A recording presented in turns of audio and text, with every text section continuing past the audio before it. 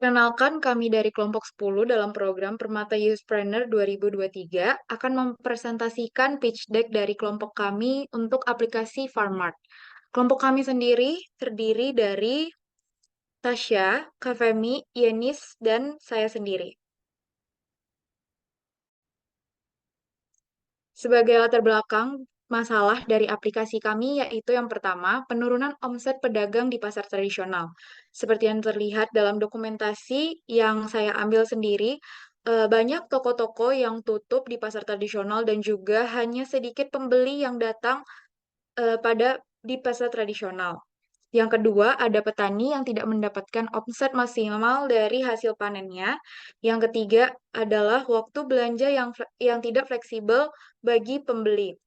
Untuk masalah utama yang kami angkat yaitu penurunan di pedagang di pasar tradisional.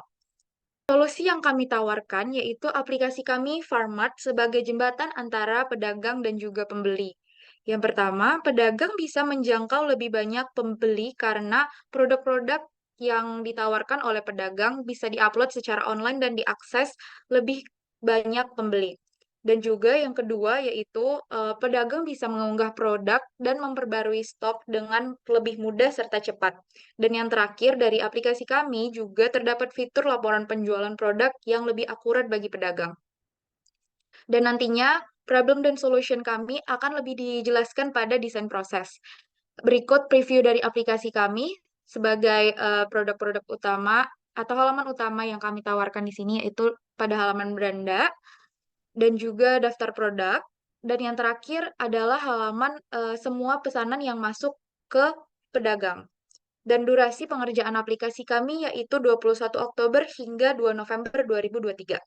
Selanjutnya itu proses design thinking, di mana pada proses design thinking ini sendiri ada 5 tahapan, yaitu empathize, define, idea, prototype, serta tes. Namun pada tahapan tes sendiri belum dapat kami lakukan.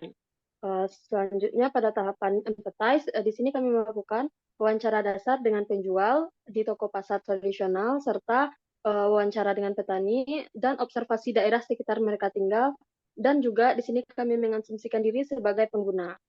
Selanjutnya yaitu tahapan define.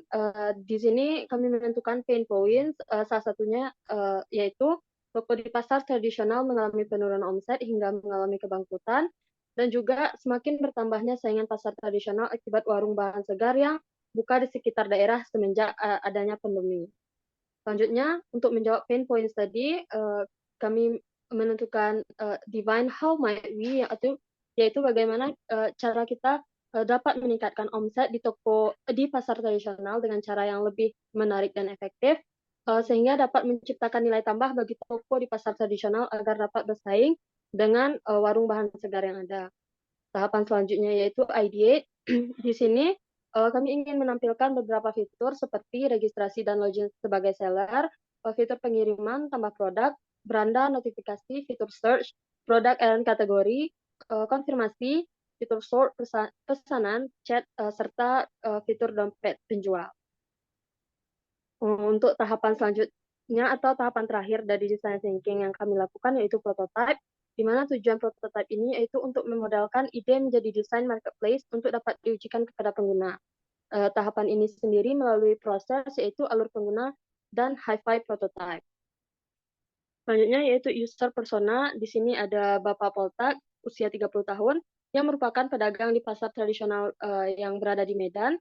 Ia memiliki keinginan untuk mendapatkan pendapatan yang lebih stabil setidaknya seperti sebelum pandemi. Namun di sini ia mendapatkan hambatan seperti produk yang ia jual tidak tahan lama serta kesulitan dalam menjangkau konsumen. Ini merupakan user flow yang tim kami buat, di mana terdapat 3 flow, yaitu proses login, proses pengiriman pesanan, dan proses tambah produk. Desain awal memungkinkan untuk beberapa perubahan atau beberapa penyesuaian. Dengan wawasan dari studi kegunaan, tim kami pun melakukan beberapa perubahan pada desain untuk meningkatkan alur pada pengiriman pesanan dan alur pada tambah produk. Ini merupakan tampilan awal ketika seller belum melakukan login, maka dilakukan login terlebih dahulu. Kemudian pada menu status pesanan, di sini seller atau user dapat melakukan atur pengiriman pesanan. Lalu selanjutnya di sini seller dapat melihat daftar produk yang tidak aktif ataupun yang aktif, dan di sini pun seller dapat melakukan ubah stok di stok yang sudah habis terjual ataupun yang masih ada atau yang masih aktif. Lalu di akhir, seller pun dapat melihat dompet online-nya.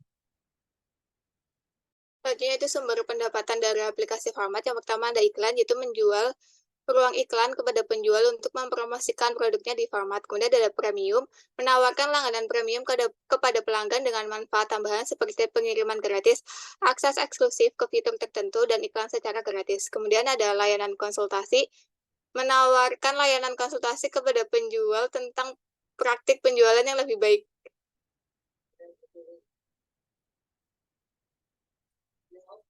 Kemudian ada analisis kompetitor. Di sini kami melakukan analisis kompetitor kepada 3 aplikasi, yaitu ada Sayurbox, Segari, dan Happy Fresh. Kemudian di aplikasi Farma sendiri, yaitu ada fitur pengiriman terjadwal, edukasi, dan tambahan fitur untuk mission for seller, di mana user dapat mendapatkan dana.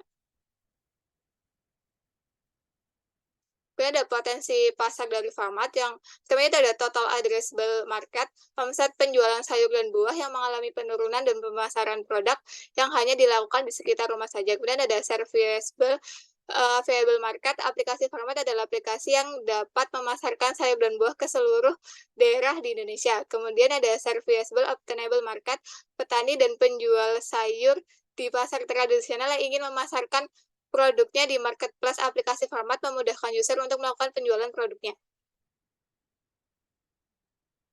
Kemudian ada strategi Farmat. Yang pertama ada stage 1, yaitu pengembangan aplikasi dari bulan November sampai Januari. Yang kedua yaitu stage peluncuran aplikasi dari bulan Februari. Dan stage 3 yaitu pertumbuhan pengguna dari bulan Maret sampai Juni. Yang keempat ada peningkatan layanan. Dan stage kelima yaitu optimisasi operasional.